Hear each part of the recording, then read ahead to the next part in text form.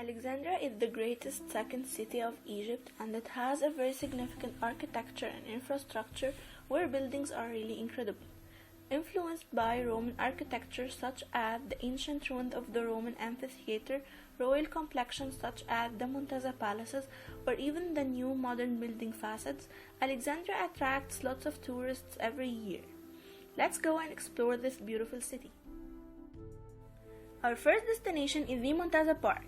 If you want to relax and have a day out with your family or your friends, you have to choose the Muntaza Park. It contains huge gardens and great landscapes overlooking the Mediterranean Sea. It also has 4 public beaches, 1 private, and a number of restaurants, cafes, and picnic pergolas. Besides all these, the most eminent part is the Muntaza Palace, which is divided into 2 separated palaces. The first one, Salamlik, was built in 1892 under the reign of Abbas Helmi II as a summer hunting lodge and a residence for his friends. After that, it was used as a military hospital in the First World War, where British soldiers used to be transferred there to receive treatment. The palace was renovated during the 1970s to be used as an official presidential residence during summer. Now it is considered as a splendid luxurious hotel with a royal landscape.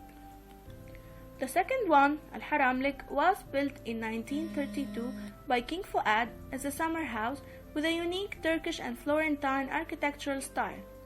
In the reign of King Farouk, the palace was renewed and restored. King Farouk wanted to dig a tunnel that goes from the palace directly to the sea in order to use it as an escape in case of any attack at the palace. However, he was not able to complete it because of the Egyptian Revolution in 1952. Unfortunately, you can't get there because after President Anwar al-Sadat renovated it, Al-Haramlik Palace is now considered as a presidential residence in Egypt. Our second destination is the Jewelry Museum.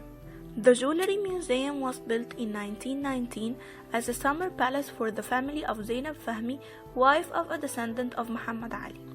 After her death, she left the palace to her daughter Princess Fatma Zahra. Following the revolution of 1952 and the end of the monarchy, the palace was taken over by the government.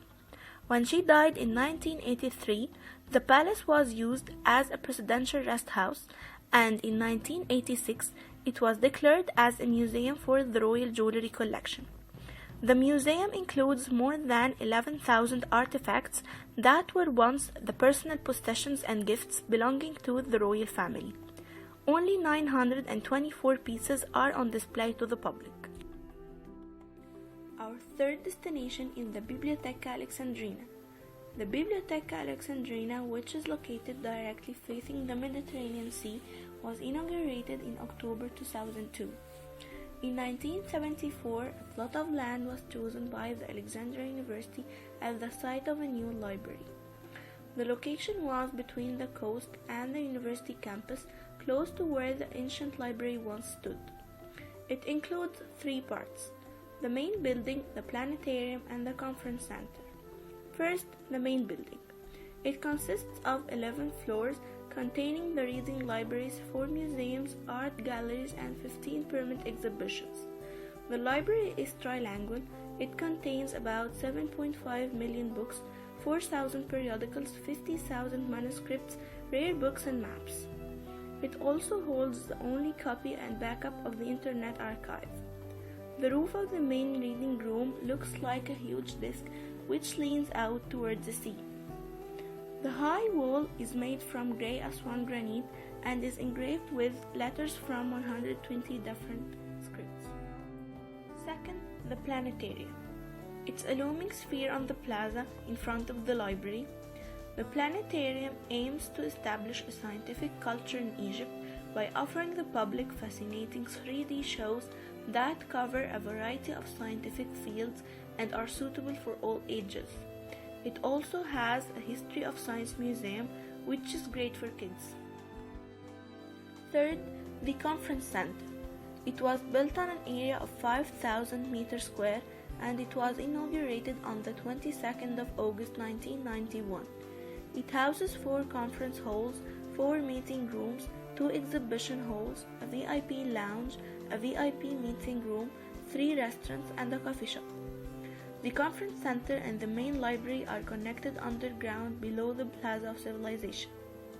Even before the official inauguration of the library in October 2002, several major international conferences were held in the conference center. Our last destination is the Qaitbay Fort. The Qaitbay Fort is one of the major historic military construction sites which has been ordered to rise in protection of Egypt against the Ottomans during the times of Mamluk Qaitbay in Alexandria.